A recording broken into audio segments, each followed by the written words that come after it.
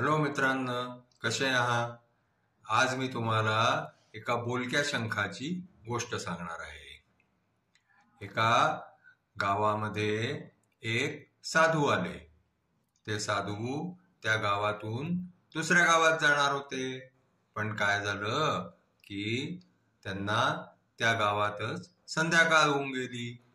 मग त्यांनी काय केलं की त्यांनी विचार केला की आता आपण दुसऱ्या गावात जंगलातून होत जाण्यापेक्षा रात्र याच गावामध्ये घालवावी. म्हणून त्यांनी काय केलं की एका घराचा दरवाजा वाजवला. त्या घरातून एक मनुष्य बाहेर आला. त्यांनी त्या साधूंना नमस्कार केला. आणखीन विचारलं की मी तुमच्यासाठी काय करू शकतो.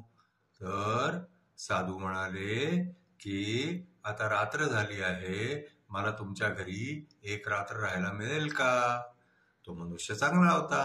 त्यांनी म्हटलं, हो, तुम्ही राहा की माझ्या इथे, काहीच प्रॉब्लेम नाहीये.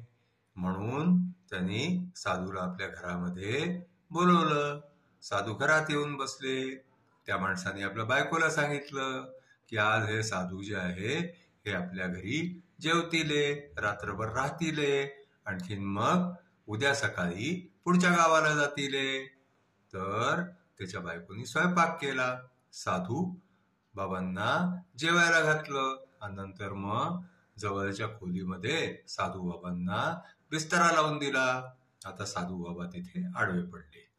नंतर मग काय झालं की ते दोघं नवरा बायको आपसामध्ये गोष्टी करायला लागले. त्यांच्याकडे पैसे कमी होते, ते गरीब होते.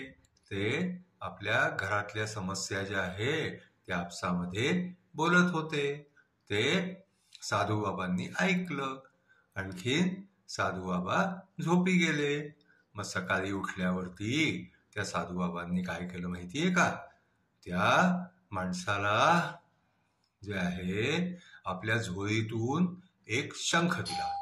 आणखीन साधू बाबांनी सांगितलं की तू या शंखाकडून जे काही मागशील ते हा शंख तुला दिले.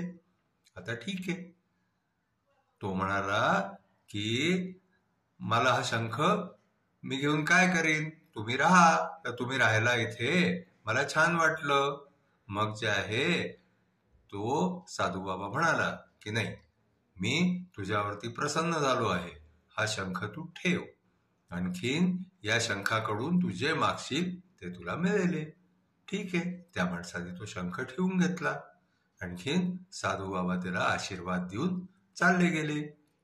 नंतर मग काय झालं की त्यांनी रात्री जे आहे बायको बरोबर त्या शंखाला असं एका आसनावरती ठेवलं. आणखीन त्या शंखाकडून त्यांनी 100 रुपये मागितले.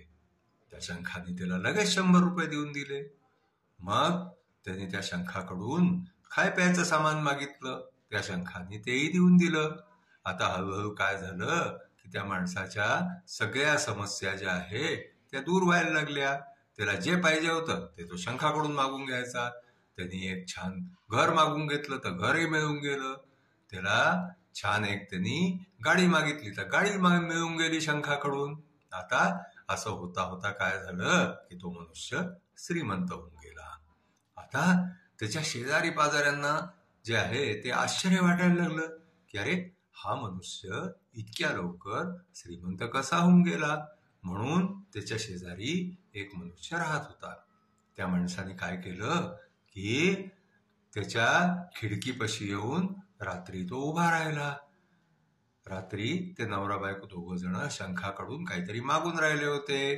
ते त्या माणसानी पाहिलं की ते शंखाकडून मागतात ते आणि शंख त्यांना देतोय.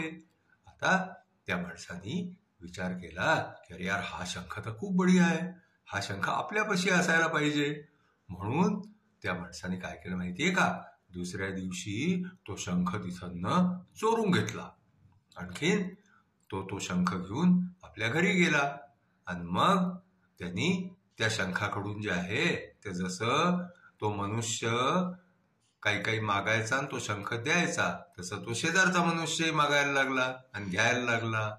पण इकडे काय झालं की तो शंख गेल्यामुळे हा जो मनुष्य आहे ज्याच्याकडे साधू बाबा थांबले होते तो मनुष्य परत गरीब व्हायला लागला.